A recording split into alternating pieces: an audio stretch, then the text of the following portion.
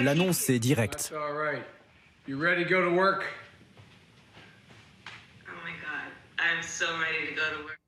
Au bout de la ligne, Kamala Harris réalise.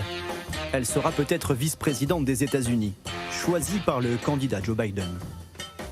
Une décision saluée par Barack Obama. Elle est plus que prête pour ce poste. Elle a passé sa carrière à défendre notre Constitution et à se battre pour les gens. C'est un grand jour pour notre pays. Kamala Harris, ex-procureure de 55 ans, sénatrice de Californie, est réputée pour sa fermeté. Elle s'est fait remarquer l'an dernier par sa pugnacité lors d'auditions de proches de Donald Trump concernant les interférences de la Russie dans la dernière campagne présidentielle. Quelqu'un à la Maison-Blanche vous a-t-il déjà demandé d'ouvrir une enquête sur qui que ce soit?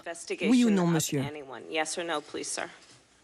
Peut-être suggérer? Interférer? Bref, vous ne savez pas. Avant d'être l'allié numéro 1 de Joe Biden, Kamala Harris en était l'adversaire lors des primaires démocrates. Et elle ne retenait pas ses coups. Comme lors de ce débat où elle l'accuse de s'être opposée dans les années 70 à des mesures favorisant la mixité raciale. Je ne pense pas que vous soyez raciste. Mais c'était blessant de vous entendre soutenir ceux qui ont fondé leur réputation et leur carrière sur la ségrégation raciale dans ce pays. En retard dans les sondages et en manque de soutien, elle renonce finalement en décembre dernier et décide de se ranger derrière Joe Biden, alors à la peine dans la course à l'investiture démocrate. Aujourd'hui, c'est la première femme noire à être désignée candidate au poste de vice-présidente des États-Unis. Un symbole fort dans une Amérique post-MeToo et post-George Floyd. Une candidate qui soutient les valeurs de la communauté noire et nous représente là où nous en avons besoin, ça va nous aider à aller de l'avant. Je pense que nous avons besoin de diversité à la Maison-Blanche. Un choix qui peut s'avérer stratégique. Car même si Joe Biden devance largement Donald Trump dans les sondages, sa campagne est minée par ses sorties polémiques sur les communautés noires et hispaniques, des électorats clés pour les démocrates. Si vous hésitez entre Trump et moi, c'est que vous n'êtes pas vraiment noir. Les gens ne le savent peut-être pas, mais contrairement à la communauté noire, la communauté latino est une communauté incroyablement variée, avec des attitudes très différentes sur beaucoup de choses.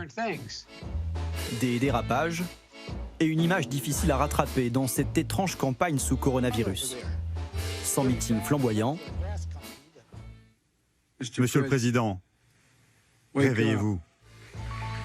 Sans foule survoltée. Kamala Harris est-elle le nouvel atout démocrate? Elle semble en tout cas être un danger pour les républicains qui réagissent avec virulence. Biden se décrit comme le candidat de la transition, mais il donne les rênes à Kamala, tout en se rapprochant de la gauche radicale. Joe le lent et Kamala l'hypocrite. Un message approuvé par Donald Trump. Elle ment. Elle a dit des choses qui n'étaient pas vraies. C'est une personne qui a raconté beaucoup d'histoires qui n'étaient pas vraies. Elle est très forte pour augmenter les taxes. Le choix d'une vice-présidente a rarement été aussi important, car à 77 ans, Joe Biden a déjà annoncé qu'il ne fera qu'un mandat s'il est élu.